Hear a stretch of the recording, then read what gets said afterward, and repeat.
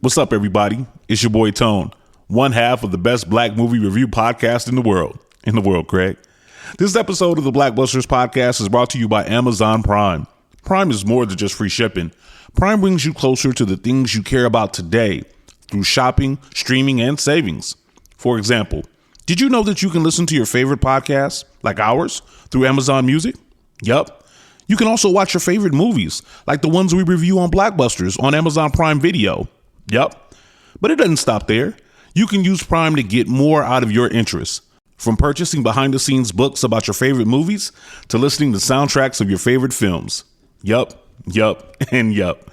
Whatever you're into, or just getting into, Prime can help you get closer to it. Visit Amazon.com/Prime to sign up. From movies and music to passions and podcasts, it's on Prime. Planning a wedding can be intimidating, but finding the perfect suit shouldn't be. Indochino makes it easy to get a custom suit right from home. Fine-tune every detail and design a suit tailored perfectly to your body and your personality, starting at just $4.99. Get a wedding suit as unique as you with Indochino. Go to Indochino.com and use code PODCAST to get 10% off any purchase of $3.99 or more. That's INDOCHINO.com, promo code PODCAST.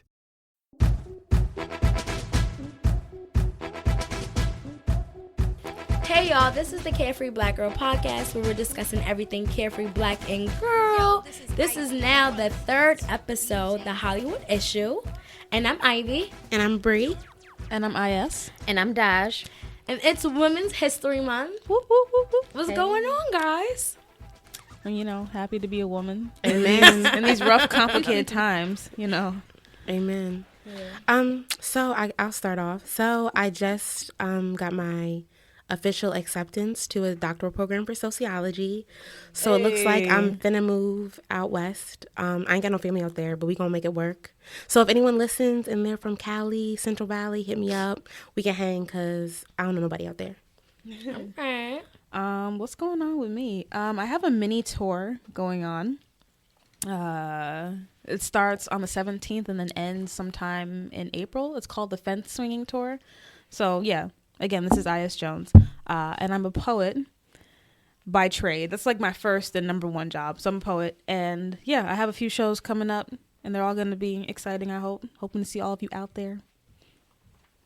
Well, I told you guys I was interning for that media company, FRP-TV, and they've officially offered me a full-time position. Congratulations. So now I'm like marketing, I'm like head of independent marketing and development, also creative director. So they flying me to Miami right when I come back from vacation, like for the Winter Music Festival, which is actually EDM. So I'm about to be experiencing a whole new genre of music that I would have never thought that I would probably would never listen to unless my job sent me. That's big. Congrats, girl. Thank you. What about you, Miss Dodge?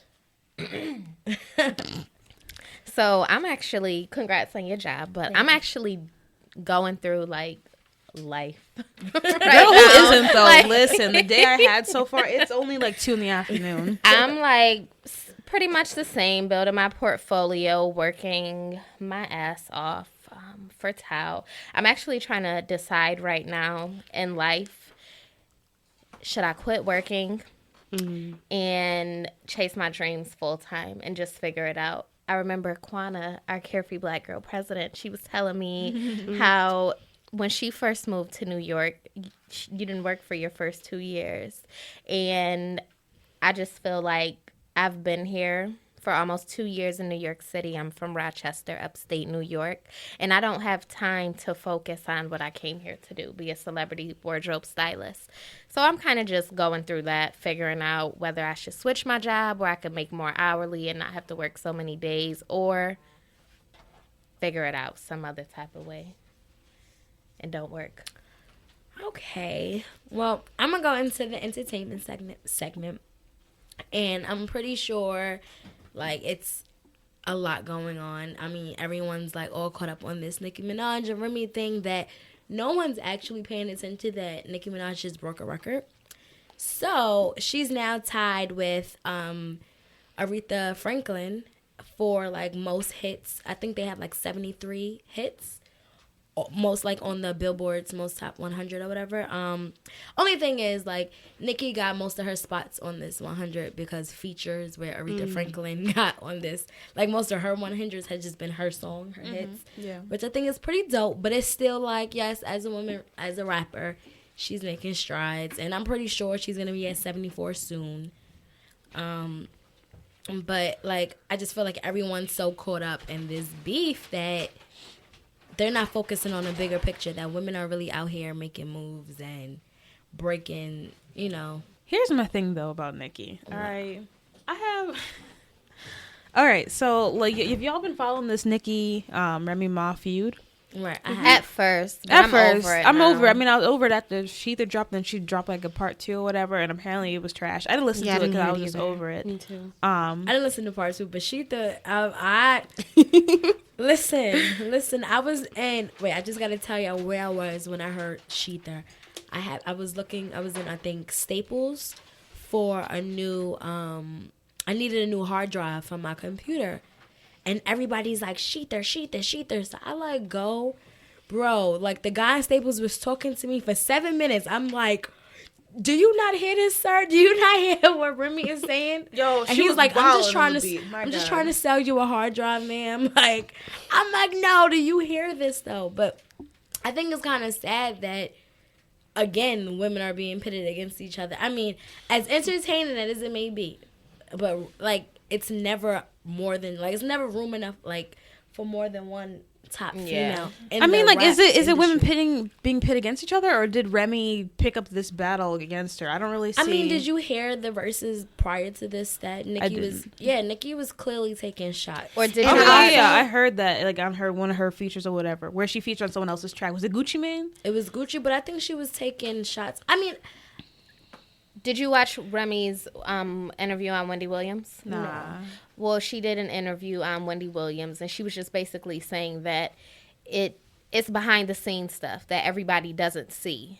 We all think that Nicki Minaj is the sweet, nice girl that she is, but Remy was saying that Nicki was trying to stop her money, stop her flow, stopped her from being booked, stopped her records from being played, basically so that she could reign as the queen, you know, the only female rapper.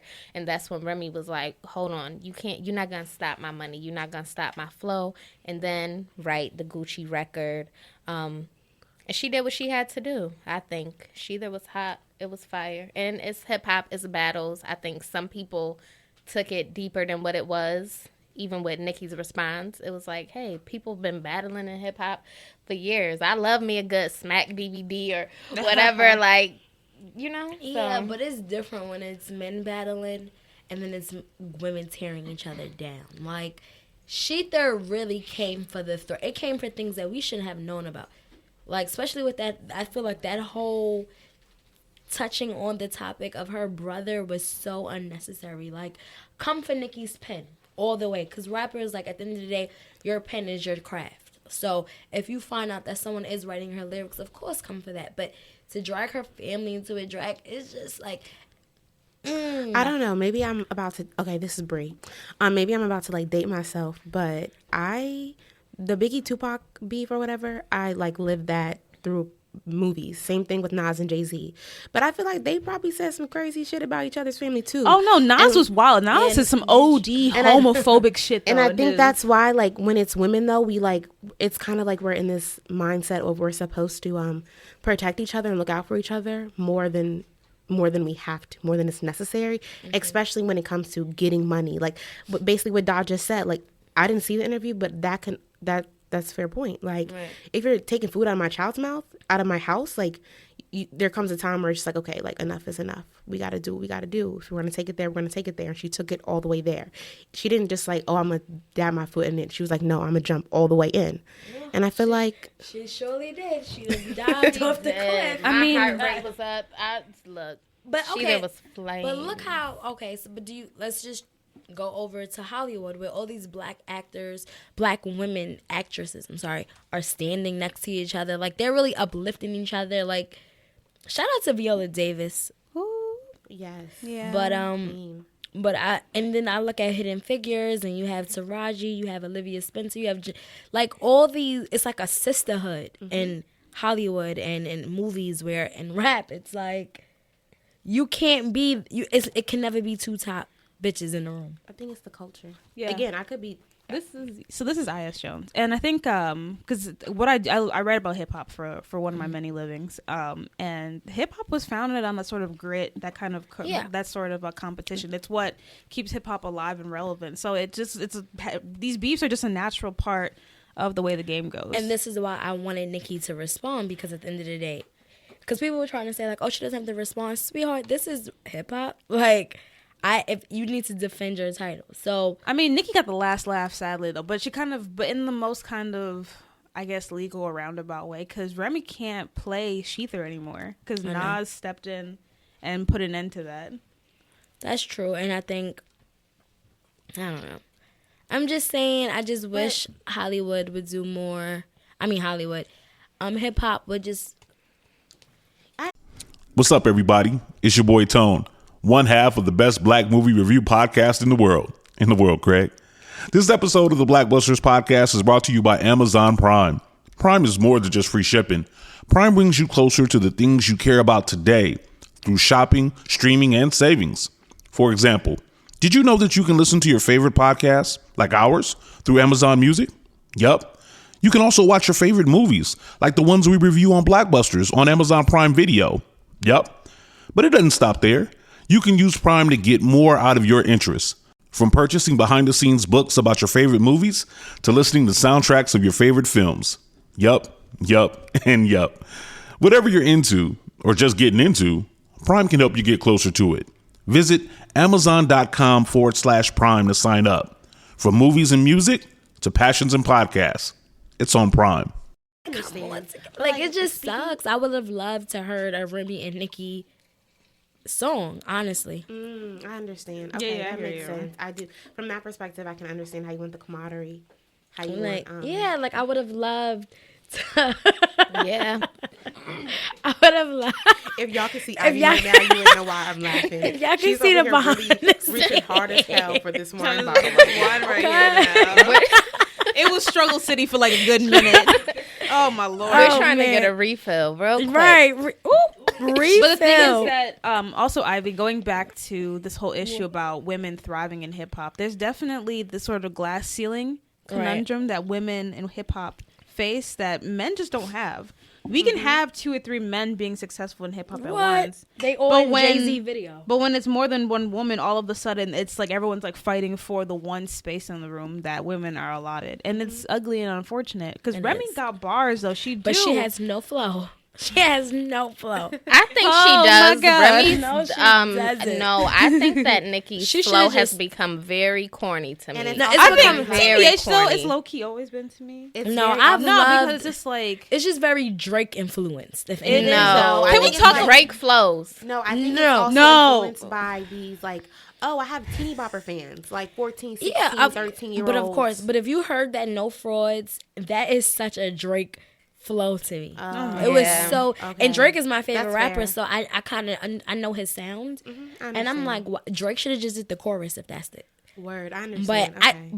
but she is very witty, and she can flow. Like how she could change up her flow and do these different voices is entertaining.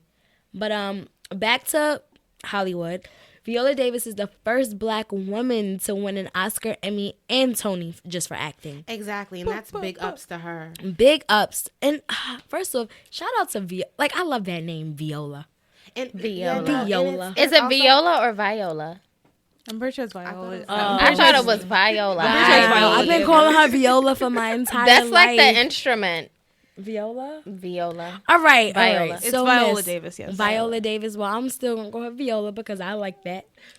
But if I was to meet her, I'd say, hey, V. Hey, Auntie. I think her acceptance speech was real. I loved it. If y'all had the opportunity to see it at Viola. the Oscars, it was real and it was necessary and it was raw and I appreciated it.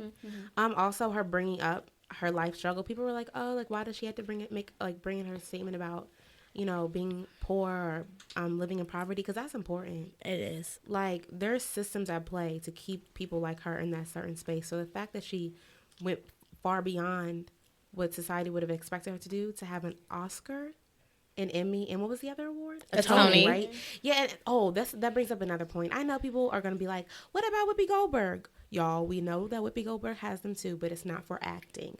So again, we're just going to give this time to Viola, because during that night, a lot of people were like, oh, don't take this away from Whoopi Goldberg. Whoopi Goldberg also has the same awards, but they're not for the same. See, glass ceiling conundrum. I'm telling Yeah, you, like women, more than one woman is not allowed to be successful at a time, and like, yeah, it's ridiculous.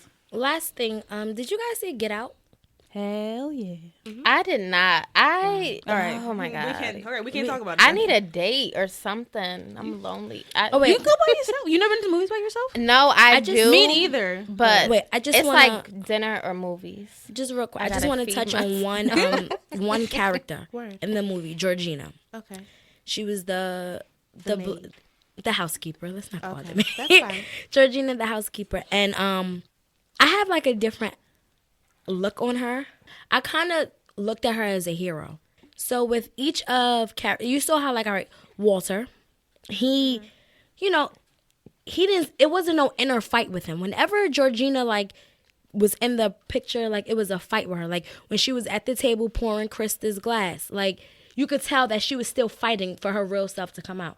When she was crying and laughing, she was still fighting to come out.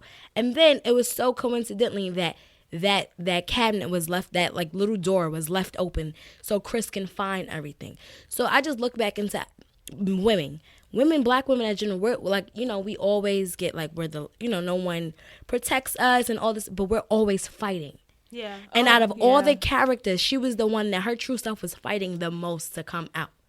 And when she was in control at one point, she tried to save Chris as much as possible. Like, I feel like it was her that left that open before, like, the grandmother took over. And then I don't know if you guys remember when Chris was about to go under and the blind guy was talking to him and saying, like, in order for this to work, you have to be willing to accept it and to allow it to happen, to participate. So if you notice, like, the Walter, the grandfather, he was more like, he was so acceptive, or like, they just allowed it. They didn't put up a fight, where Georgina was constantly fighting to come out. And I don't know if anyone else caught that, but I thought that was super dope. I don't know if he meant to show that, or if I'm just making this up. No, but I definitely agree. I think that was so cool that she just was always fighting to come out. Oh, she was always tweaking. Like when he went out to get that cigarette, and I feel like it was her that was trying to warn him, but the grandmother taking over again. But whenever she was her true self, she did her best to help Chris. And I think as a woman, like, we are always we always putting up a fight. Like, you can't just knock us down and think we're gonna stay there. Like, Let me switch up the game. I drink that cone. Step back cause I might put it on. I go deep, so deep till you sleep. Count sheep, wake you up from no way. You don't want me at the shoulder. How a freak bitch act when I ain't sober. What up, I'm toe up, show up. Ain't scared to take it off. Tell a freak to take it off. Tipsy and I feel good. Black dudes got big woods. Into it, I do it, I done it. If you really, really want it, then never stop running. Hey boy, I'm yo tight. 5'2" and wear my jeans real tight. My curves, they swerve, so superb. My word is my word, and I came to serve. We run this. It don't matter where you're from, it's where you're at. And if you can't freak a leak, better bring your hats. Look, East Coast, West Coast, down south, represent your coast. Yeah, we run it. Y'all don't want it, cause my coast run it. All of this tone of this conversation is making me think about like Hidden Figures, or just on a different level about the resilience of Black women and how through the test of time we've always been resilient. That's the one thing that's kind of like, and that's why, going back to episode 1, I don't know if y'all remember me bringing up the comment about saying Black women don't tell their story enough, or they're not kind of like put in proper spaces to tell their story. I think it's an important point to bring up this month, it being Women's History Month. Even though I know that's for all women, it'll be appropriate to also shine light on women of color, Black women who have done phenomenal things and kind of just like kept to themselves about it, didn't get to share their platform. Right. So if y'all had to think of one woman who influenced you in Hollywood, or their story inspired you, or anything like that, who would you say? I don't want to be cliche. No, please, nothing. Okay, seriously, nothing is cliche. Please, just go right ahead and just.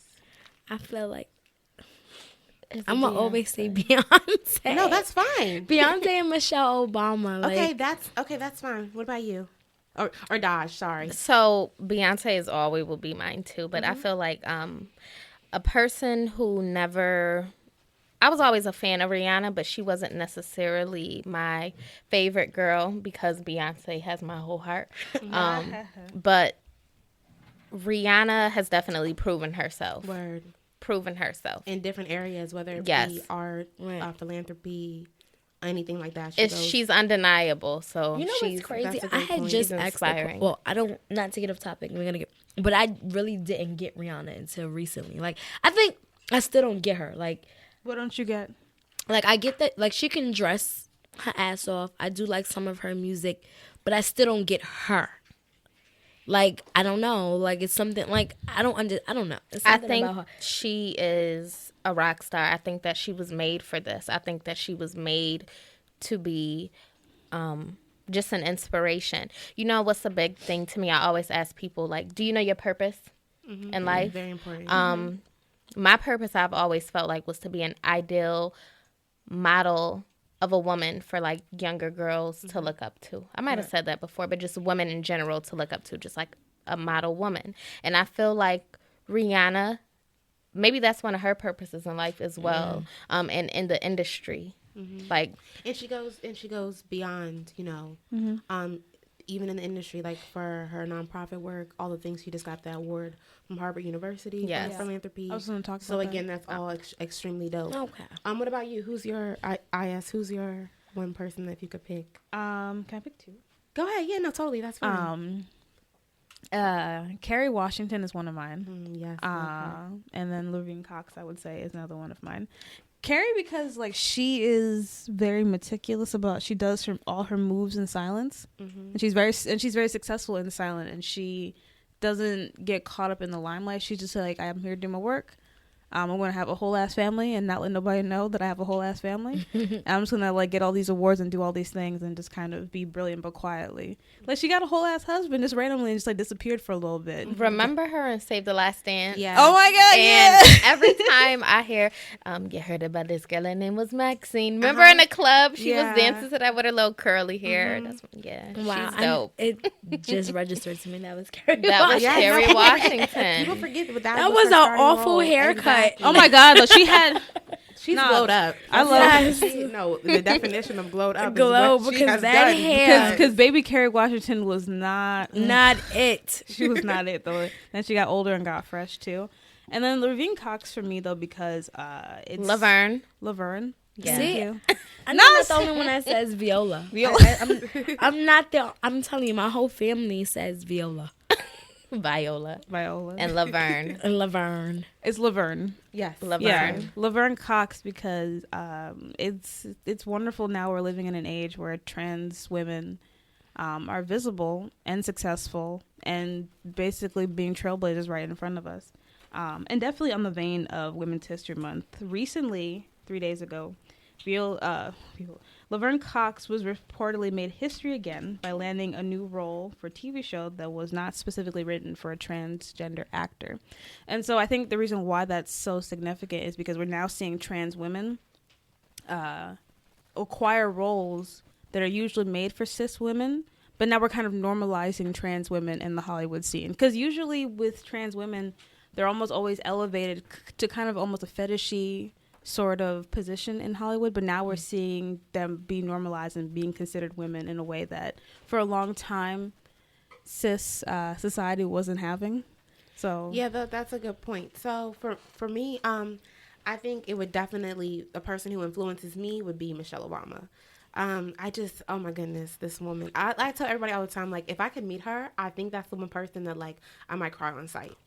Like, no shade to my mom, my nana, nobody, like, no woman that I know in my life. That's such a carefree black girl But word. yo, Yeah. Michelle Obama. Like, oh my goodness, that's who it is for me. And it's funny because you can read books, you can read interviews.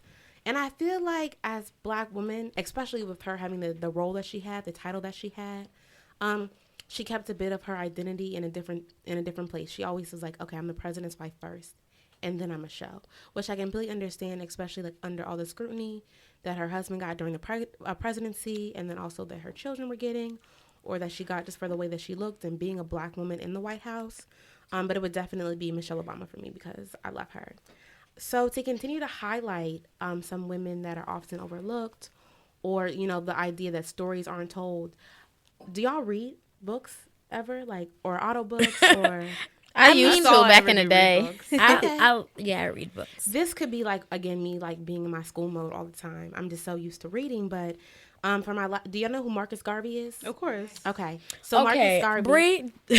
No, I'm gonna tell y'all real quick just who it is, really quick. He asked us if we know who that is. So Marcus Garvey, he was pretty prominent leader for the Pan-Africanism or nationalist movement back when there was like still segregation, things like that. The early 1900s or 19. Yeah, 19. Yeah, the early 19 years. But basically, thank you. But basically, he had a wife, and nobody ain't heard about her. Nobody talked about her. But this woman did all his work. She wrote for him. She edited for him. Like, and that made me think, like, damn, like there's so many women who are placed behind powerful men in history, and they're always overlooked. So I just have like I'm gonna share with y'all some like biographies of black women who are really, really dope that I think their stories aren't really highlighted.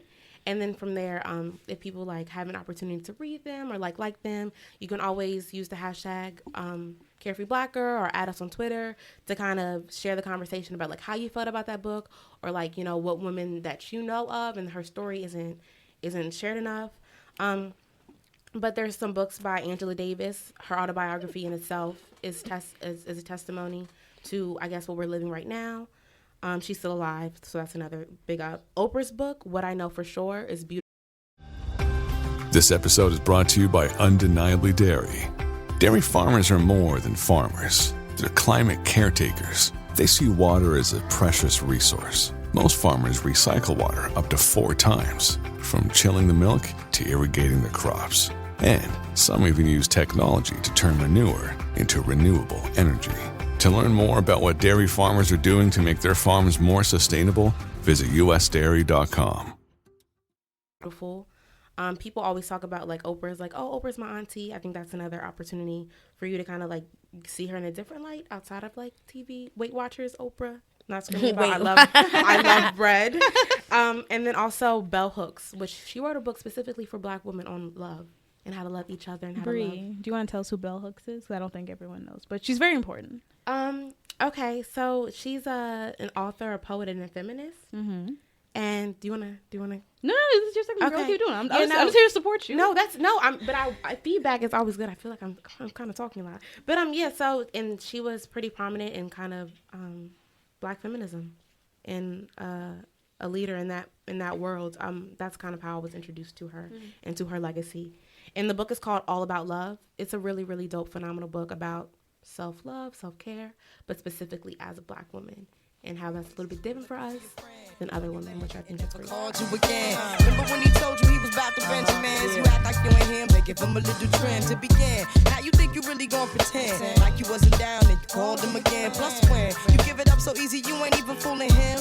If you did it then you probably can. Talking out your neck saying you're a Christian. What's your favorite black-owned beauty brand? Do y'all have one? I think other than the African black soap. Dodge. No, serious. That's no. That's not a brand though, girl. Dodge said African black soap. No, but but word, like for real though, that's no, because no, there aren't that many. So for her to say I'm not even I think it might say Nubian heritage or something on it. I don't know, but I wash my face with it every day. In my Wait, come on. What about that? It comes in a purple bottle. It's like Dr. something. Oh, Dr. Bromer? Oh, my gosh. The little peppermint. But I don't think that's not black. That's not black? I thought that was black owned. So my other one, but for now, that I know is black owned, is Jane Carter. Oh my God, I was about to talk about her. Jane Carter, Carter. She's actually from Jersey. She's come to, so for people who like don't know, right now I'm currently living in New Jersey. I go to Rutgers University, so that's the connection there. But yeah, she's from Jersey, and she's come to my school a few times to talk at her meetings. She's a super dope woman. Black entrepreneurship is one thing, but to be a Black woman and to be an entrepreneur, whole different ballpark. So I salute to her. Anybody else have any? Oh no. Or I feel bad. No, and we're gonna talk about that because that's Yeah. a problem in itself. You know what I mean? Right. Like the fact that there aren't that many, and if they are, it's kind of like hidden underground that they're Black owned, Right. so they still feel like they can be appropriate for a white demographic. Like that's done on purpose. So Yeah. So did you mean specifically skincare? Oh or- no, any kind of beauty. Oh, girl. Okay, I got a wellness. few. So. Also, like Carol's daughter, things like Word, that. Oh, yeah, yes. yeah, Oh, yeah, but that's yeah. beauty. 'Cause, Yeah. like that's hair. Yeah. So for me, it's organic root stimulator or ORS. Oh, I didn't know that was Black owned. It's Black owned. Oh, hey, okay. Yeah. Shea Moisture, of course. Black Opal is another one. Yes, no, Black Opal, their Black foundation Opal. stick, that be hitting y'all. I told y'all, look, I'm the person who like kind of makes up her makeup stash on a budget, and if you really need like some good contouring or like foundation products, definitely look up Black Opal. What else? I feel like I'm missing a few because I've been trying to. No, that's totally fine. For what I was gonna say was Juvia's Place. If y'all ever need like pigmented eyeshadows, Juvia's Place has it. It's their newer brand and they're Black owned. Are there any in Sephora Black owned brands? You know, to be honest, I don't think so. I don't think so. Wait, either. do you know? Are you familiar with Iman? Imani? Yes, Iman, Oh. the brand. Is Iman. it spelled Iman? IMAN? Yeah, Iman, Okay. the model. Yes, yes, the model. yeah. She has, Has a line good. as Yeah, well. she has good Gabrielle- foundation sticks. I And Gabrielle Union It's is coming coming out out. with one. Oh, It's yeah. It's Yeah, called we talked about that Flawless. before. Called a Flawless. hairline, and that's, Yeah. I'm super excited to see how that turns up because She's dope. So she That's literally- inspires me. That's too. literally all I've ever wanted, though, for Black women to own the shit that they wear all the damn time. Like, some simple About shit. it though, like it's one of those things where that can in itself can be a massive movement because we're the ones like a lot of the time, especially like on YouTube and things like that, pushing each other's products. That would be Yeah. a great space for Black women, especially entrepreneurship, to be highlighted and pushed. But for me, I was just going to talk about. Do y'all know who Alex Eel is? I hope I'm saying her. Yes, yeah. Her last- Alex, She's a poet. I feel like it's Alex L. L Because That it's would be fine. ELLE. ELLE. Yeah. Okay, yeah. So Alex L, y'all, people know her as a poet. She has really great books. She's also like wellness, self-care. But I think it's so precious that her and her daughter have a skincare line together. It's called Balm & Co. They have an Instagram, they have a website, all that stuff. But it works really, really well. And I'm pretty sure they make it in their kitchen, which is so dope. And the fact that it's like a mother and a daughter and they're Black, I'm just like, it touches my heart every time I see them on Snap making something together. So that's Hey, like Mom. another. No, it's literally What are let's the go to your when do you kitchen. mean skincare? What so are the they products? have toners, they have bath tabs, they have bath powder. So like if you want to like take a milk bath, things like that. They have charcoal scrubs. They have a lot of different products. Oh, but it's does she have basically, a face wash? Do you know? a cleanser? It might be an oil cleanser. Okay. It depends on the kind of cleanser that she uses. I don't know if it's like a foam base, but I know she has an oil cleanser because she uses cleansing oils.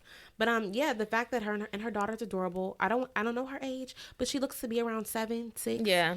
And yeah, and they're doing it together, which again is like really, really rare and uncommon, but I think it's so beautiful. That is beautiful. So I just wanted to exactly like touch on that and see. I've been looking for like I need a good body scrub and a lip scrub right now. I'd made my own. There's DIYs. Oh, yeah, lots of DIYs. Lip scrub. I just use a little bit of extra virgin olive oil, coconut oil, and brown sugars, Okay. and just put it in a jar together, and I let it sit for a while so like the sugar can actually like kind of get the right consistency. And every morning after I brush my teeth, I just rub it around my lips. I feel like Does it taste good? because Brown Yeah, sugar? Yeah. I mean it's edible, but I don't because like yeah, the olive oil is Yeah, yeah. exactly. Just as a suggestion, because I feel like, you're in charge of our health, beauty, and wellness segment. I feel like maybe you should always have us little samples or something. yeah, no, I can make that. Dogs want free shit. Josh also wants food. I need some. Yes. So yeah, if y'all, my Instagram handle is Breanna Danielle _. But yeah, I be making food and stuff, and I'm gonna cook for y'all one day, and it's gonna be vegan and for us. vegetarian, and y'all not gonna know. You so. could, because even that little scrub, girls, Yeah, no, I can bring some. my lips, I feel like eat lip gloss lately. I don't know Yes, what it is. no. I have a lip Especially in the lip winters. mask that I Always wearing haven't. that lipstick. Yeah, I haven't tried my lip mask that I have yet. It's KNC Beauty Kristen Noel Crawley lip mask, but I feel like even if you put a little shop section on your blog and we all did that and talked about it on the podcast, I feel like we could generate people. You're the second person to say that, so maybe that's for sure. I need to start selling my stuff. There's something I came across. It's called like My Matte Lipstick. It's in a beauty supply store. It's literally for $2. I don't know if it's black owned or whatever, but their colors are so rich. Pigmented. I love that. And just like, but it's for $2. Like, I was kind of like set on this. It's no other red in the world, like a Ruby Woo from MAC. Oh, yes. It's like, I feel like that is one lipstick that looks good on everyone. Like, I've never seen someone look bad in MAC's Ruby Woo. So I was kind of like overspending because now they're like $17. Yeah, they went up in price. So like I came across this little My Matte lipstick in the beauty supply store. They're all literally $2.99, different colors. When I tell you they last all day, they're like very highly pigmented. Like, wow. It looks really good. And I know like on Snapchat, a lot of people write me like, oh, you know, what are you wearing? And I always say, oh, I got it from the beauty supply store. Do not shame beauty supply products. No. Oh no! Like the best concealer I've ever gotten has been from like the cheap ones. LA Pro. LA Pro. Yes. Oh my God, they have really every shade. Me too. So I just want to plug that in. Plug that in real quick. I want to plug in that My Matte lipstick because. Only thing is, because it's so cheap, it's hard to take off, so I have to use like baby oil or Vaseline. But when I tell you they last all day, they last all day. I can check it out. I literally got like 10 of them. Okay. Does anyone else have any like beauty stuff they want to share real quick, or like something that they tried that they're really loving right now? Oh, yeah, I started something. So I have hyperpigmentation on like the right side of my face. And so I've been trying to like find different scrubs and things to get rid of it. I'll let y'all know how this goes. This is an experiment. So I've been taking freshly squeezed lemon, baking soda, and I think a little bit of olive oil to use as a mask for the side of my face. Mm-hmm. So for you girls out there who have hyperpigmentation, we'll get through this together. I'll let you know how it goes. Yeah, let me know. I have a little bit. I actually, in Rochester, I feel like I've gotten the more extensive in my face peels a lot. I say pill, but I guess it's peel. Got a little accent. Chemical peel, but I get chemical pills. Where do you go to get chemical pills? Well, I have a dermatologist upstate in Rochester, so whenever I go see my mother, I go to her. And like the last one I've gotten, because I've been here for 2 years, I feel like my face has been dull from New York City over those 2 years a lot. So my face peeled a lot over like a week and a half. Usually it's like maybe 3 to 4 days, and then I'll exfoliate. And you're not supposed to like peel the flakage. You're just supposed to just let it, take its natural course. That sounds horrible. Which I love it though, because I know the end result. You're gonna be glowy, at the end of that week. Let all that dead skin go. I've gotten them here before at a place called Skin Spa New York, but they're not supposed to peel. Some places are like, you don't have to go through that week process. I'd rather go through that week process because you can actually see the skin peeling. But over here in my left side, actually, I still have a little bit of hyperpigmentation. Blackheads, I can't. If I feel them, I'm playing with you. I'm busting you. Me too. And it's so bad. And I'm light, so it leaves the marks. Bio oil. I think I feel like I saw you just post. Yes, no, y'all the bio oil. When I went to South Africa, it was mad cheap, so I racked up. I have so many bottles; it's embarrassing. But yes, bio oil for hyperpigmentation is really helpful too. But you gotta have patience. Yeah, you do. The patience is like 6 months of patience. It's months. I bought bio oil because actually I feel like I have my worst scars since I moved here. But it does work. Yes, but it's a I feel so. It says 3 months on the all bottle. All I do is drink water. Like whenever my skin gets a little funny, I'd be like, I'm not drinking enough water.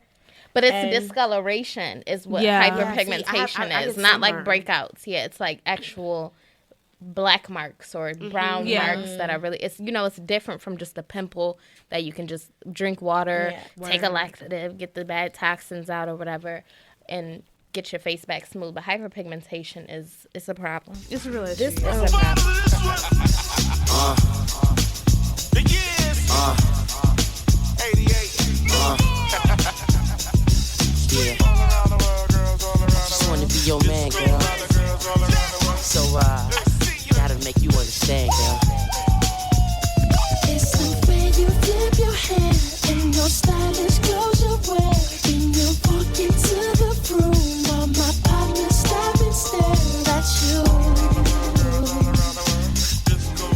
But they just wanna So really quick before we get into our next segment, I just wanted to kind of go back and explain what hyperpigmentation is for those listening at home who don't know. So officially online, the definition of hyperpigmentation is a common but sometimes harmless, but usually harmless condition in which patches of skin become darker in color than normal surrounding skin. So basically, if you're maybe fair or even brown skin or dark skin, hyperpigmentation are the splotches of skin that are like darker than yours. Sometimes it comes in patches, sometimes like mine, it comes in spots, but it usually always occurs in the same area. Like the whole right side of my face has like dense hyperpigmentation. I'm very dark skinned.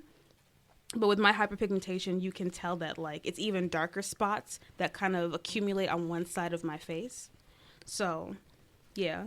If you have that, you most likely have hyperpigmentation. Are also brands like to call it like hyperpigmentation / discoloration, but it's the same thing. Yeah. They're interchangeable. Yeah. There are a lot of creams that are relatively affordable for those who have it, and there are also chemical peels and dermatologists who are specialized in helping treat hyperpigmentation. Yes, because YouTubers are not dermatologists. I'm just going to plug that right there.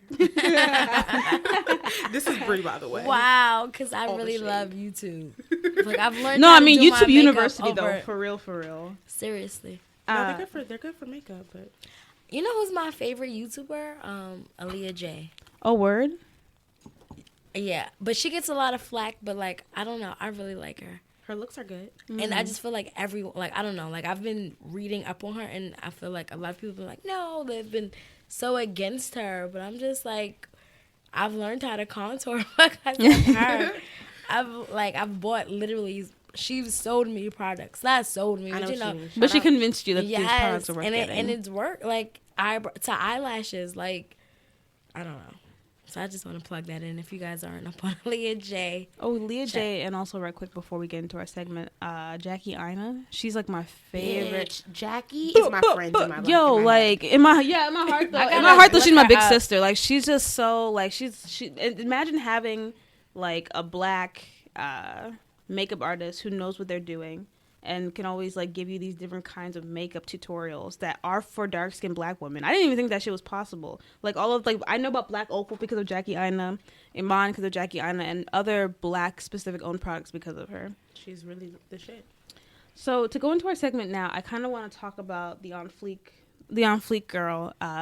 The young woman, her name is Kayla Newman, but she goes by Peaches Monroe online.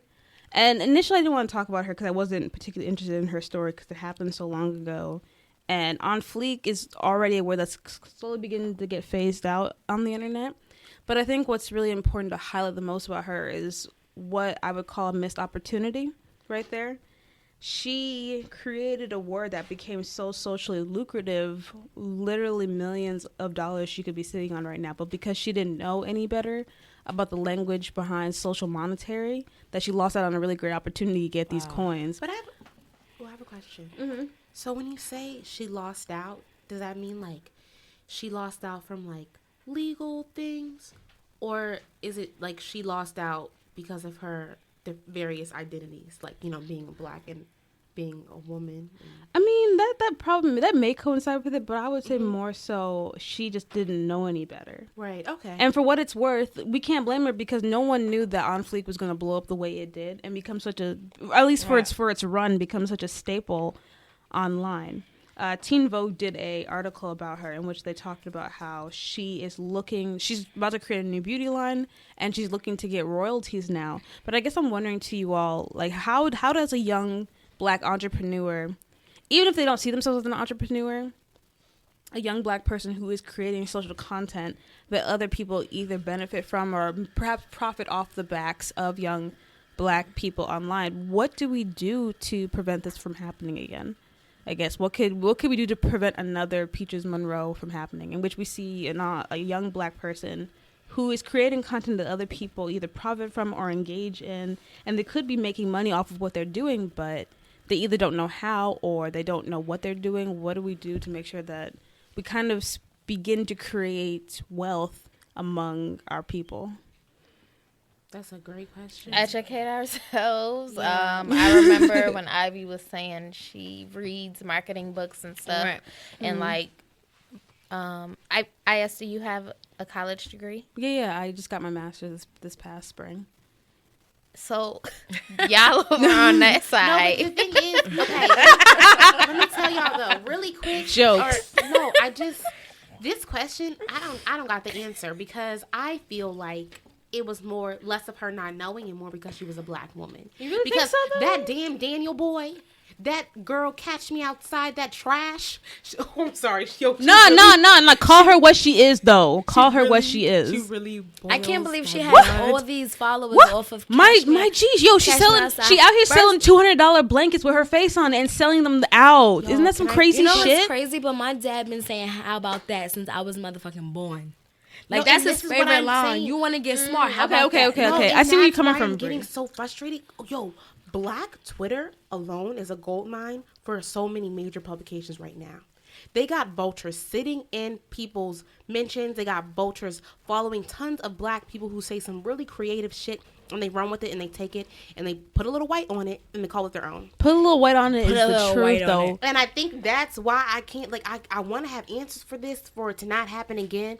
But I'm just like, But I think what it is that in the case of, let's go back to the damn Danielle, and I'm happy that you brought that up because I think what set that apart is that Ellen, I don't like Ellen DeGeneres. I'm gonna put that out there right quick. don't? I don't like her. I think she's a problematic white woman, and that's another thing for another episode. But Ellen, being a lucrative white woman who looked down and saw this young man doing something that was profitable, looked down and gave him the plug. And I think that's something that we need to be aware of. If we see young black people, yeah, he didn't know any. For all intent and purpose, he could have been like Peaches Monroe. So let me ask you a question. So if Wendy Williams brought Peaches Monroe, okay, Wendy Williams is such a bad example. I'm sorry, She's y'all. horrible too, but whatever. Yeah, so but she got a show. She got a show. So if Wendy Williams brought Peaches Monroe onto her show, you think that would have put a more like blackness onto the phrase? No, I think specifically the difference is that Wendy would have to have created a space or put something in place for Peaches, for example, to get her money or some capacity. Whether it was maybe copywriting the word on her behalf or giving her some kind of stipend or something, though, because that boy has like Lifetime sneakers or whatever the fuck. I don't know how none of that copywriting stuff works, and this is from the intellectual property online. I don't know that. I'm not sure how it happens either, though, and I'm not necessarily even bringing this up to say that we have to figure out the answers, but I'm definitely saying that we have to be cognizant about the way in which we're watching our people essentially lose money right in front of them. Yeah, so really what I'm also getting from this conversation is that y'all need to go to her Twitter and retweet her GoFundMe, or maybe it's an Indiegogo. She has something where she's she collecting does. money. And hopefully, again, from this conversation, push people who have big platforms to shout out her cause. I know other podcasters have. I know other socialites have, which is really dope. So, yeah, just throw some coins her way because y'all know she deserves it because that Vine was iconic. Yeah. I love that Vine. That Vine is so funny. I've never seen that. I've never seen it either. I've never seen it either. But the thing, you know about it, but you've never seen it, though. And that's what makes it so important, though. Y'all ain't never seen that Vine? Okay. It's somewhere online still, probably. Could you reenact it real quick? Right, can you We're talking reenact about it? the word fleek, right? On Yeah, fleek. she was like eyebrows on fleek, finna get crunk. Like she was on her, Oh, in her something, car. something, what the fuck? Something like that, right? Yeah. Oh, I do remember.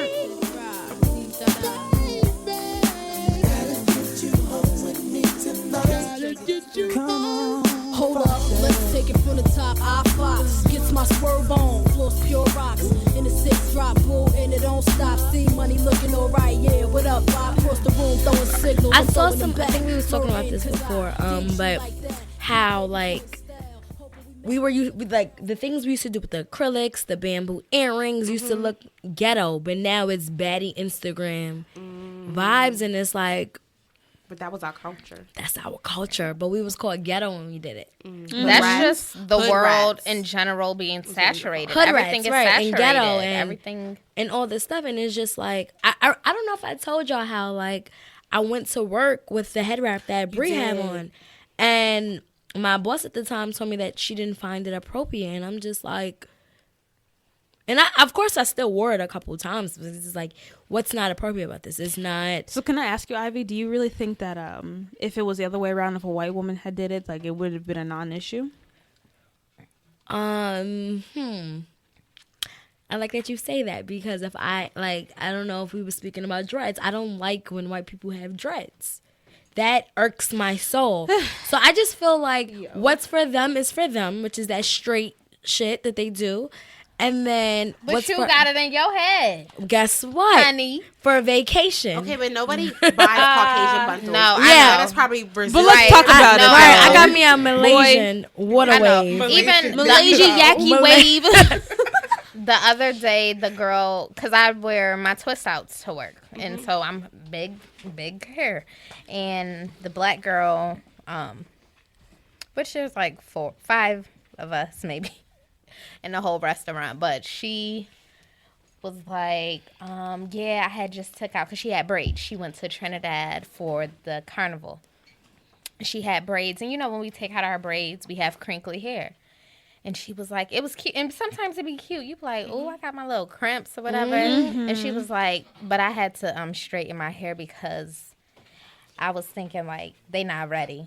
And how many times has that been us? Or just hairstyles? I just feel like, what's appropriate? Exactly. But guess who sets the appropriateness? People Like, that look like them, not us. No, seriously, that's why I really do appreciate the job. Well, I want to say career that I have now, because I can literally walk into the office.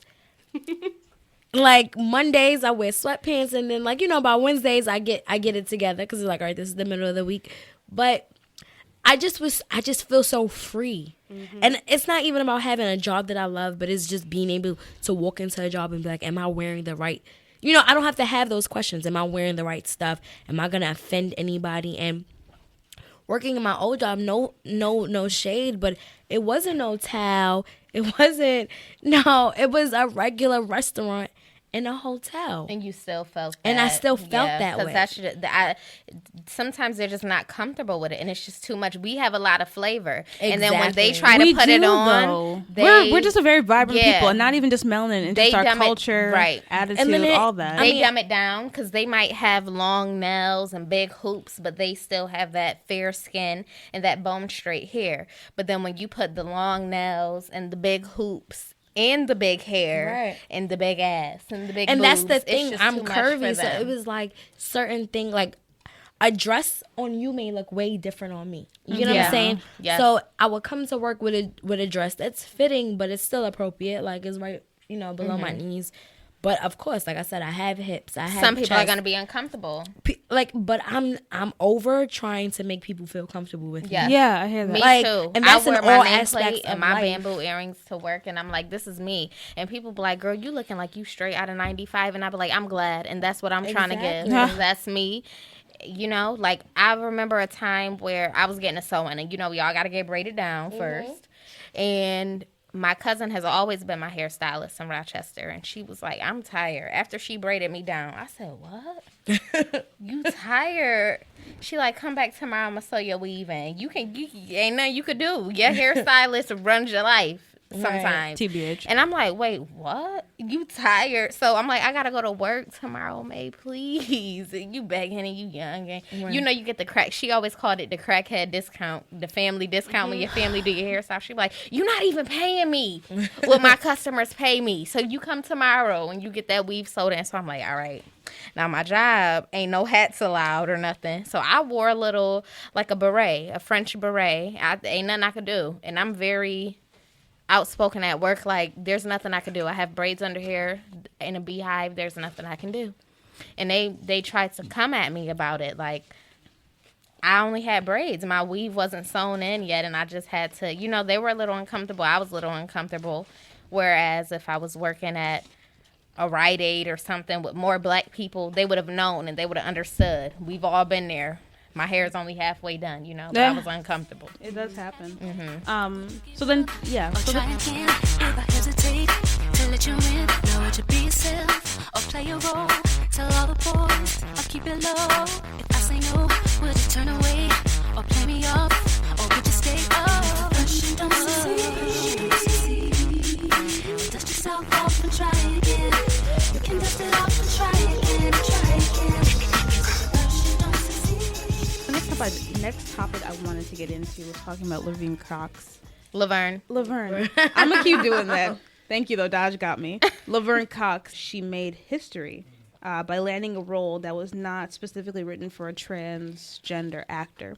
And I think definitely, while it may seem small, it's very important that we're continuing to see a trend in which trans women are being visible, not just for the systematic killings or murders that have been falling, especially recently, but most specifically because we're seeing them be successful and thriving in spaces where it's mostly women who are cisgender. And also, just to recap real quick. Wait, really quick. I think you should define. Yeah, I was about to do that. Okay. Great. See, over here. My girls got me. Thank you. Basically, what it means to be cisgender is that you identify as a woman. You identify with the same gender you were assigned at birth. So I was assigned as female at birth, and that is the gender that I recognize to be true. In the case of trans women, Laverne Cox, right? Yes. I got it. Laverne Cox, she underwent surgery and now physically is represented as a woman, and she identifies as a woman as well. And now what we're seeing is more visibility towards trans women in a way that we've never seen before. So I guess definitely in terms of Women's History Month, what are y'all's opinions about that? I think it's dope. Mm-hmm.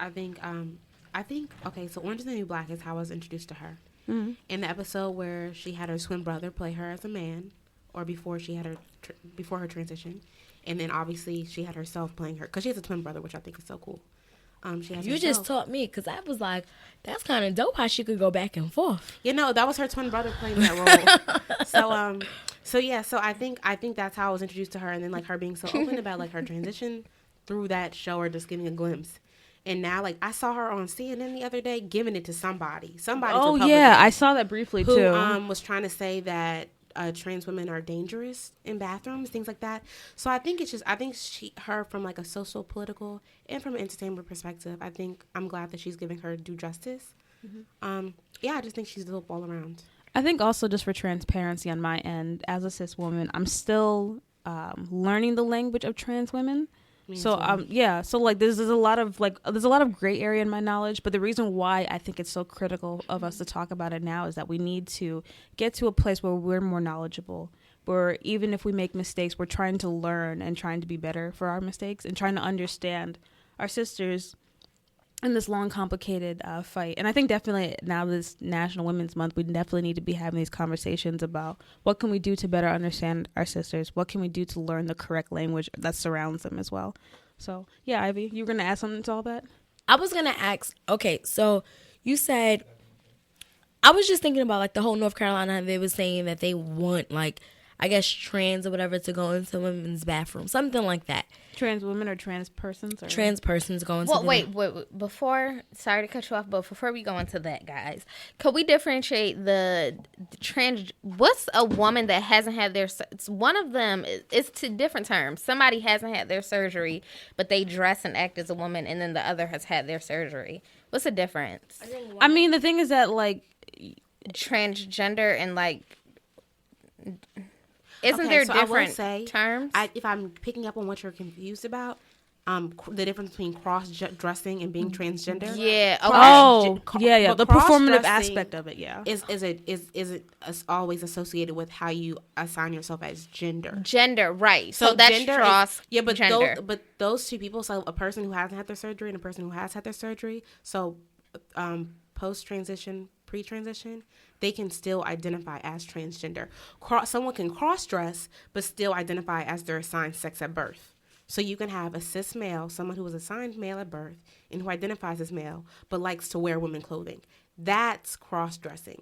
They don't want to have that gender distinction. But say if they're planning on it, I'm saying like they act as a female. If they're planning on it, they're still transgender. They're transgender. From what I know. Again, I'm just like I don't know all the things into it and ins and outs. I'm learning as I go. Yeah. But from the way that I understand it, they would still be considered transgender. They just haven't undergo the surgery. Sometimes they say pre-op, post-op transgender, which I think is sometimes derogatory though. So I don't know if that's like what is a PC correct term, but I have heard that as well. Okay. How do y'all feel? Because I was feeling a certain way. I don't know. Like, I just feel like... I'm going to be real. I feel a type of way. Yeah, like, okay. I just don't feel comfortable with. Me neither. If men in the bathroom with men, us. right. If you got your surgery, cool. But the whole that I just don't feel comfortable. I have a question. Is it because you have like a fear of like predation? I have like a fear of being of them being predators, or is it a fear of them? Because to be honest, if they're gonna be predators, they're gonna do it in other places apart from the bathroom. Right. Like, but all I'm saying is I don't want that to be open up to like, I want. Were you raised as a Christian? I was, but it has nothing to do with that. I feel like it really has nothing. I just don't feel comfortable. I just feel like, yeah, you're right. It's other ways to be a predator, things like that. Yeah. But when I go into a women's bathroom, I don't want to. Have you been in gender neutral bathrooms before? And I don't go in those because I don't. I wouldn't. Those. Why? Except, I wouldn't. I mean, the one stalls, yeah, because one comes out, one goes in. But like, when it's like.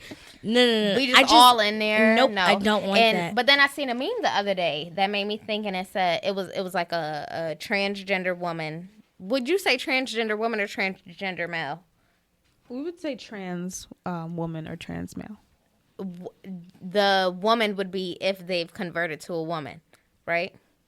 Yeah. Like Laverne Cox is a transgender woman. Yeah. Right. Okay. So it was like a picture.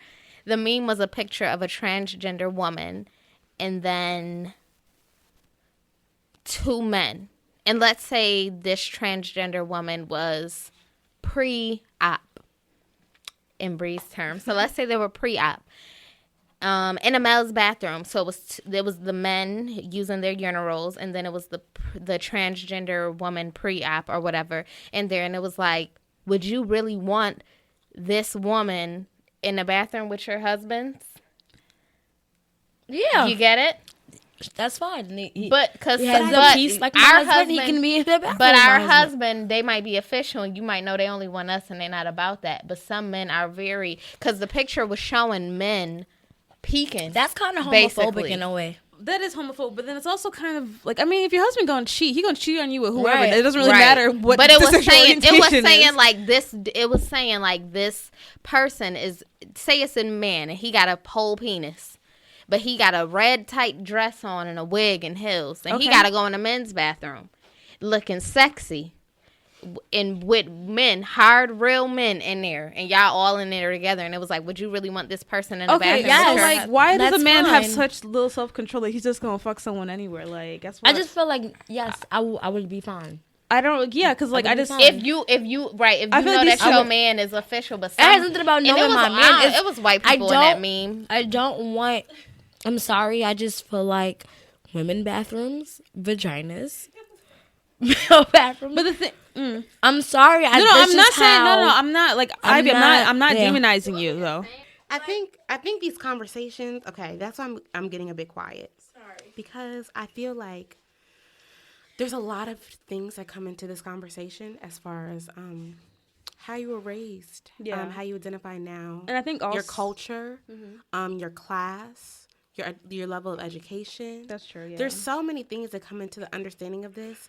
But just me being the person that I am, I'm not saying that I don't have the same questions that they have. Because, again, I don't know everything about this topic. Yeah. But what I do know is that they're not bothering me. So they can do whatever the hell they want to do with themselves because they're not bothering me. And that's just how I feel about the whole thing, especially children. Because I feel like now, like, when I was growing up, there was a girl now I know that she's transgender. But before, I used to be like, oh, why are they so weird? Like, why are they... This entire conversation has taught me to be more understanding, taught me to be more empathetic to people of differences. And that's why I said, as long as you're not bothering me or mine, and I really... That's why I don't think that we should have, like, laws and things like that trying to oppress them.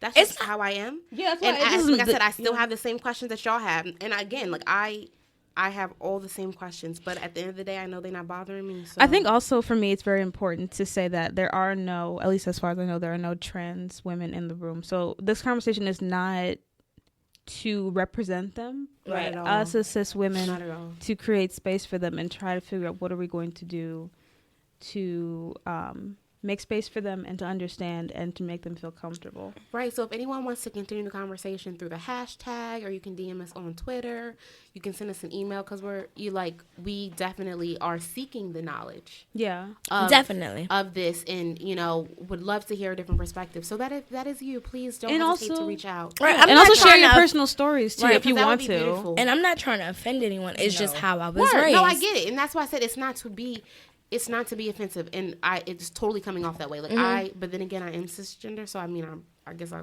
naturally wouldn't be offended.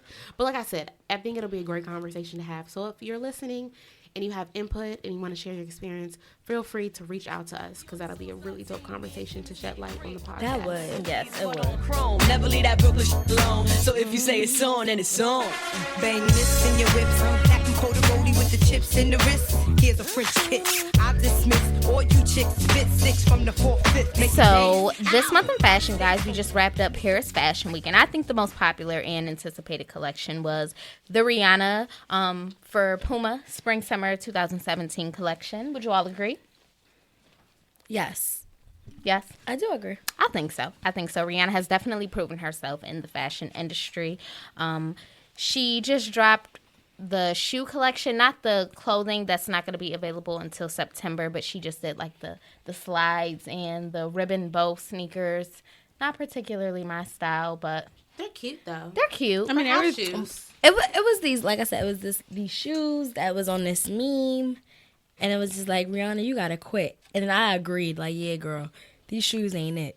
Them little bow shoes. Yeah, I do like the stiletto heels that she did, but maybe, I don't know if it's the ribbon, that material that just downplayed it. I'm looking for a picture and she now. should have just stayed with high fashion. I feel like it kind of reaches out to a younger demographic. No, I actually like these. I have these.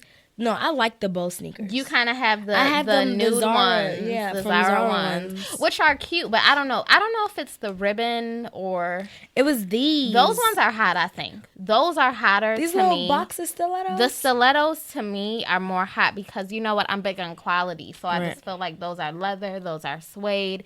They're gonna last longer as opposed to you just putting on a sneaker and then putting a piece of ribbon on it and tying it and calling it high fashion. But I'm just, I don't know. It's just these, I don't know. Like, they just give me real boxer match, but like, I don't know if you guys can see these. They on Rihanna's page. Oh yeah. I like them. I like the stilettos more than the slides. But I like the bow sneakers. The clothes, though, I don't know if you guys seen the clothes. You should definitely go and look. The clothes were very nice. They were inspired by her love for Paris.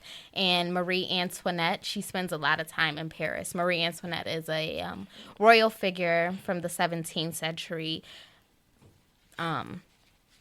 Corsets, she did a lot of the corsets, a lot of jewelry, pearls, big satin skirts, different things of that. And I think that her collection definitely spoke to that a lot. Once the pieces come out, I definitely want to get my hands on a couple. Hopefully they're within my budget, in my range. But yeah, Rihanna has definitely proved herself, I feel. I think it's safe to say that she is our fashion icon of this generation. For sure. I also want to congratulate her on receiving the Harvard's Humanitarian Award of the Year. She was dressed to perfection for the occasion. So bomb. I know. I feel so out of the loop. I'm looking for these pictures. Like, that was perfect. She was dressed in a very chic gray tweed off-the-shoulder dress from Monse's I fall, saw that. winter, 2017 collection. I think it was perfect. Her stylist was Mel Audenberg, a black female. Shout out to her, black female, Women's History Month. She did her thing on that. It was very polished, very appropriate for the occasion, down to accessories, the bag, everything. I think it was perfect for the occasion. Rihanna was actually selected for that award. Because I think when I first seen it, I was like, why is Rihanna the Humanitarian of the Year award? Did you guys think that?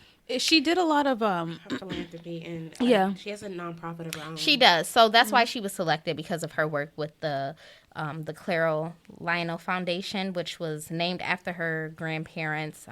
Her grandmother died after her battle with cancer. So it's a nonprofit organization, and that's why she was selected. But she looked fabulous. She really did.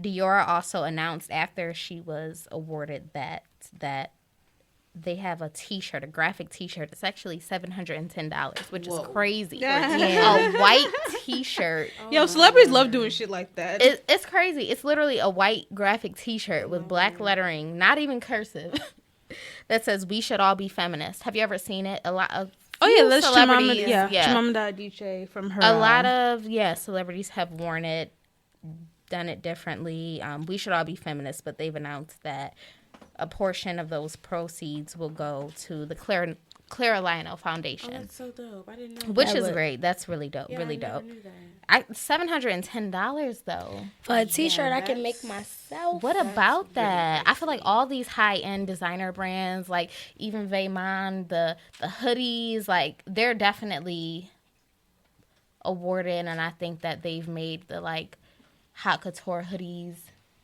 go more into style, but they're like over $1,000. Yeah, and can afford it. That's what I was about to say. Like, if you have those coins, that's so dope. But over here on this college budget that we haven't on for a long time, that's just not. That's why I think people, when it comes to fashion and money, I think it's cool that some people like buy into higher ends and like they rock it really well.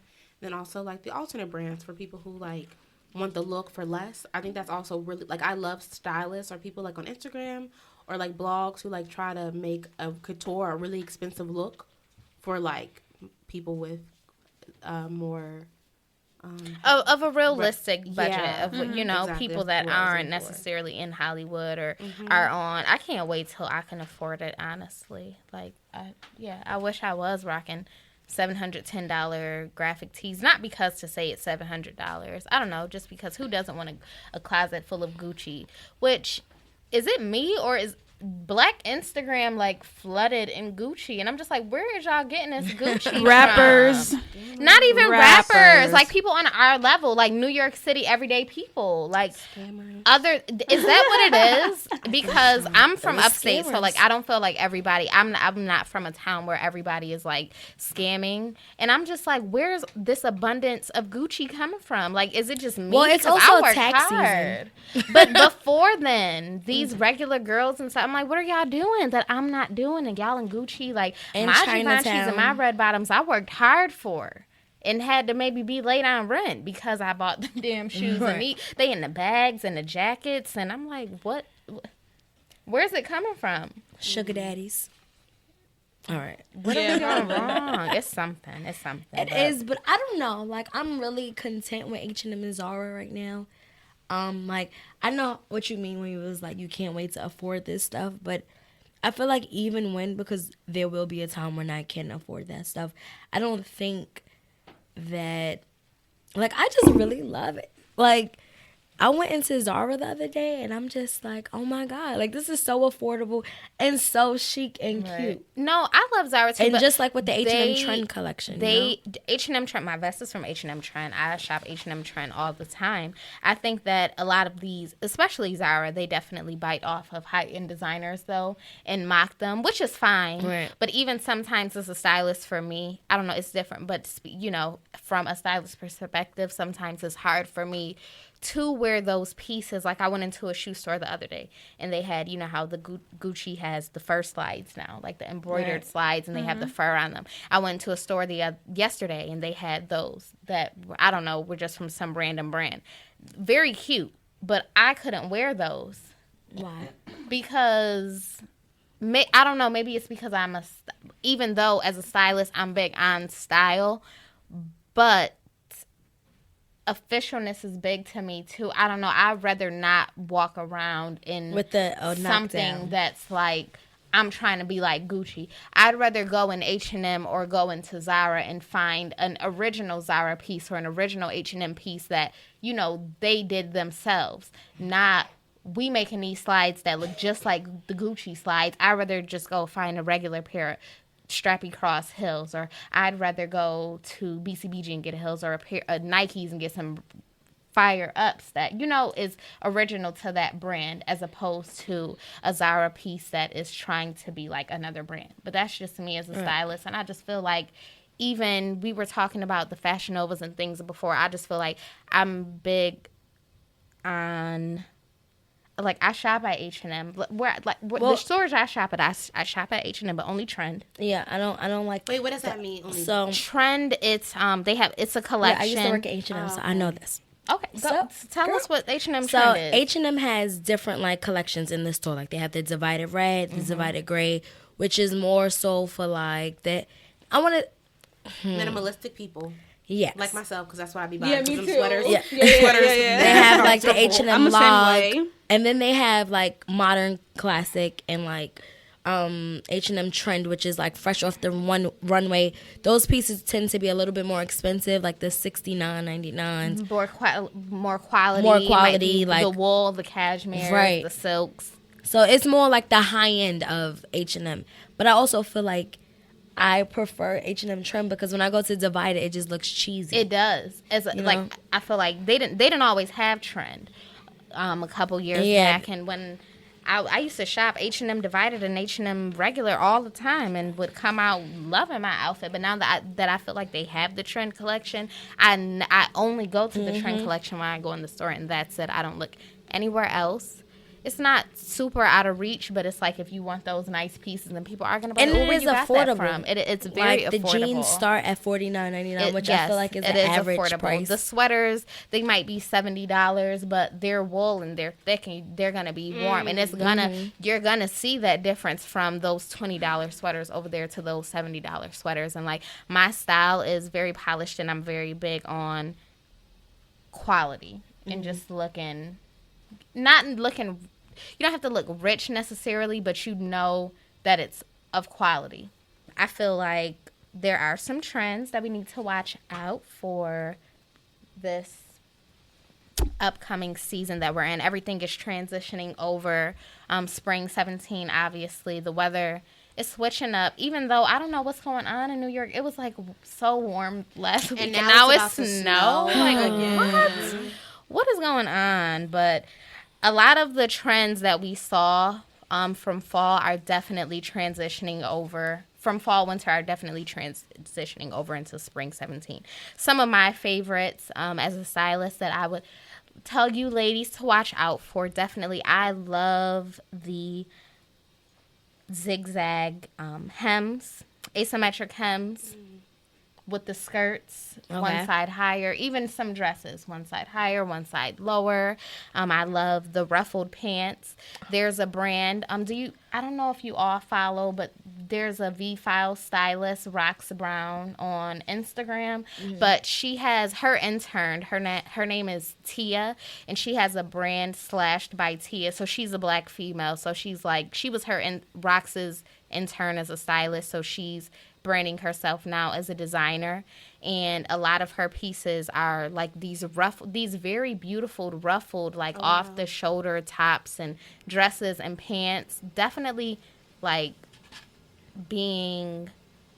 she's making when you see people and you're like, I know with Gucci, the embroidered snakes, I know that's Gucci. So I feel like Tia, it's called Slashed by Tia. She's doing great with the ruffled, so definitely be on the lookout for that brand.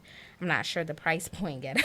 Gotta figure it out, but definitely be on the lookout.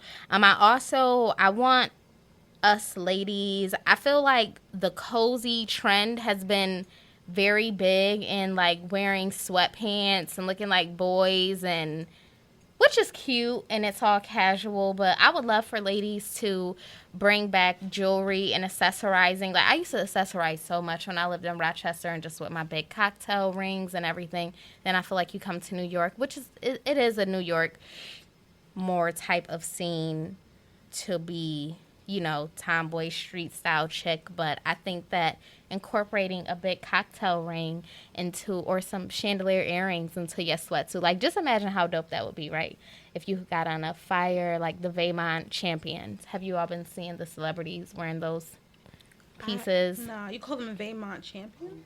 Vaymont / Champion. It's a collaboration. I think everybody, we all think it's Vetements. We all think it's Vetements, but it's Vaymont. Okay. And Champion, like Kim Kardashian. We see how she dresses, and it's like street style, cozy. Yes, it's street chic. We throw on the stilettos in a sweatsuit. But Right. just imagine throwing on like a cocktail ring and some fire like big earrings with that. Just little things we were talking about before. Try on stuff. Going to I the feel like fitting I room was a do lot. dress up my sweatpants for work. Like, you know, I can't just go. I mean, even though it's casual, it's still like I wouldn't walk into the office. I mean, I could, Just but looking totally so like dressed down. Yeah, like so like the sweatpants I have are like fitted, so I like put some boots on. Yeah. Did my makeup, did my hair, and it was like cool. Like it didn't look so dressed downy. It didn't look like I was running to the store or going to the gym. So I do like that style, but I'm really big on like being like chic, but being super comfortable. But being comfortable, which is another thing that I think I wanted to touch Mm-hmm. on too. For me, I literally wear heels every day. Seriously? Every day. But I have to for work. I'm a hostess, and I have to wear heels. And even on my days off, my feet be killing me, and I be like, dang, I'm wearing heels again. Like, it's my day off. Girl, wear some sneakers. I see a lot of stylists that incorporate that, like major stylists. They're like, comfortable sneakers for me are a big thing, and I need to get more into that. Comfortable sneakers. Those are cute, though. We are in New York.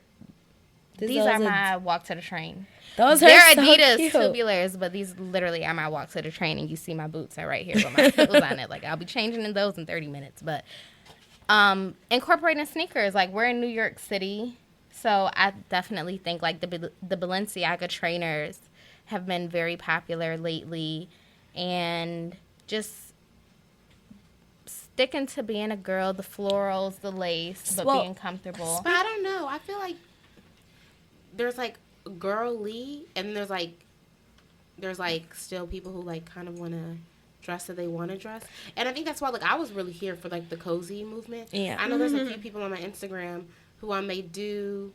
There's a photographer, Shot by D. I think that's like her photographer. Yeah, I've heard of name. her. Yeah, I've but heard, like yeah. she does really dope work, and like she did this one like cozy session, and it was dope. I feel like I don't know, feminine, y'all, this word, femininity. Femininity. Yeah. You got it right. I feel like that can be expressed in multiple ways, but at the same time, I do because like the blush pink sweatsuits. Or like with a really nice like baby blue coat. Like I've seen people do it really, really well and still like kind of Like dress it, yeah. Yeah, but I have to learn to be on the heels the wave too. 'Cause Right. I gotta practice that. I love the cozy moment. I just want girls to not. I just hate when I see everybody looking the same. Wait, I just want to say this. You can be sexy with clothes on. Yeah. Because I feel like people feel like they have to, like if you're showing your boobs, there's nothing wrong with covering up your legs. Like I'm seeing over Instagram, these like Instagram models, everything is out, and it's like when like it's a borderline. Like I've seen people look sexy and you only see their neck and their hands, like, and they still gave off sexy looks. So what's something that you feel like, what's a look that's sexy but yet not so revealing that you will put together for Okay, someone? I talk about this all the time. I work at Tao downtown, and these girls, they come in, like last night was freezing cold in New York City. These girls come in with open-toe sandals. It's March, open-toe sandals, the shorts. Some of them wear no coats, and I literally always say to my fellow host and the security, I'm like, I'm a leather and fur type girl. Where's the leathers and the furs? Like, we can wear jeans and a crop sweater and be sexy. We don't have to wear rompers in the winter, or how some of us say going in your summer drawer to go out in the winter time. Like, you don't have to do that. You can wear an oversized button up, and that means the boobs are not even Right. There's nothing tight on the boobs at all in a pair of jeans, and you could have on some bedazzled heels and some nice cocktail rings, and that's fashionable. And now you flexing, and it's still sexy. I'd rather, exactly. Like, I feel like, I don't want younger girls to feel like in order to be sexy, not saying that they should be, but let me take out the younger girls part, but I don't want girls to feel like in order to be sexy, they have to be naked. Yeah, and that's what, like, because H&M trend, they do good with that. Like, they I can get a whole really H&M trend outfit and wear it to the club, And now you're going to be looking me up and down trying to figure out every piece, what I got on. You don't even know what might be H&M trend instead of my whole butt and a skin tight bedazzled romper that like these famous Instagram boutiques are selling. I don't shop It's too cold at all. That's why I'm just like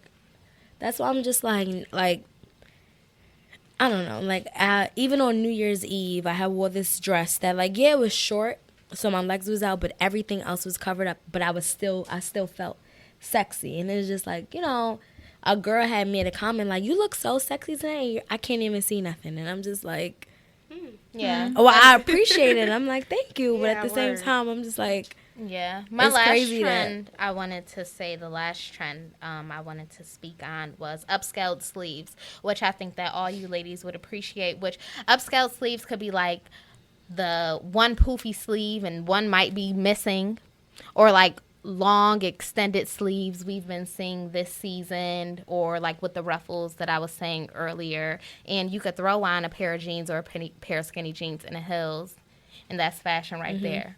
That's style. So some of us sometimes, you know, we say it's hard for us to get dressed or whatever. For me, statement pieces are everything. You could find a nice top and just put it on with a regular pair of jeans. Put on some heels, put on some black booties, put on you a nice ring, some studs, and there you go. Simplicity, fashion, you killing it. And I think we covered everything this week, y'all. I think we did. All right, wonderful. While we wrapping up episode 3. Whoop, whoop. Whoop, whoop. Women's History Month. Yes. Carefree, black, and girl. So, my name is IS Jones. You can find me on Instagram, maybe on Facebook sometimes, but mostly Instagram at ARURIANSHIRE. And also, Bree, where can we find you? Okay, so yes, Breanna Danielle. That's the name that I go by, but you can call me Bree. WhereSheBegins.com is where you can find everything, but then also you can find my other socials there: Facebook, Instagram, Twitter, all that good stuff. Ivy like blue, no E at the end. You can find me on Ivy like blue on Instagram and Twitter. Yeah. And I'm Daj, Instagram, everything NY, everything is about New York. Someone tell Dodge get on Twitter, please. Oh, yeah. Right? CFBG Pod. Dodge make a Twitter. All right. But, yeah. And get, like, what, 100 followers? It doesn't matter. Twitter is the only thing that's consistent right now. Like, you think so? Social network-wise. Because Instagram, the way that they changed that algorithm, which I'm not with. If people I'm not with it either. Yeah, so people are really shying away from Instagram. Just as someone who like looks at audience traffic and like blogs and stuff like that, Twitter is where it's at. Twitter is where my traffic and comes it's from. a direct conversation. And Black Twitter is like that. Black that Twitter is real everything. life. Like okay. So, Word. Dodge make a Twitter. All right. Thank you for listening. If you have any other comments, questions, keep up with the conversation using hashtag Carefree Black Girl. Also, we're on Twitter at CFBGPod. And then from there, you can find all of our other socials. Thanks for listening. Boomba Claude. What's up, everybody? It's your boy Tone, one half of the best black movie review podcast in the world. Craig. This episode of the Blackbusters podcast is brought to you by Amazon Prime. Prime is more than just free shipping. Prime brings you closer to the things you care about today through shopping, streaming, and savings. For example, did you know that you can listen to your favorite podcasts, like ours, through Amazon Music? Yup. You can also watch your favorite movies, like the ones we review on Blackbusters on Amazon Prime Video. Yup. But it doesn't stop there. You can use Prime to get more out of your interests. From purchasing behind-the-scenes books about your favorite movies to listening to soundtracks of your favorite films. Yup, and yup. Whatever you're into, or just getting into, Prime can help you get closer to it. Visit Amazon.com/Prime to sign up. From movies and music to passions and podcasts, it's on Prime.